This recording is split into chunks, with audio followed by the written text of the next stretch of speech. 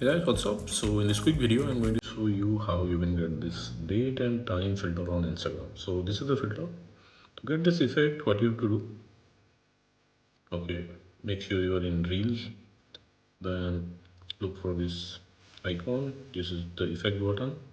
Tap there. Then you tap on search, and here search for date and time. Okay, you can go with the third one. This third one is better. Okay, that's it. You got the filter. Okay, suppose you are not getting the effect like this from the effect, what you can do, just visit this website. Link to this website I will give you in the description box below.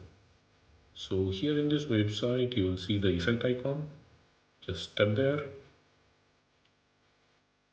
Okay, and that's it, you got the filters. So that's it guys. Likewise you can get this date and time filter on Instagram. So thanks for watching the video guys. See you on the next video.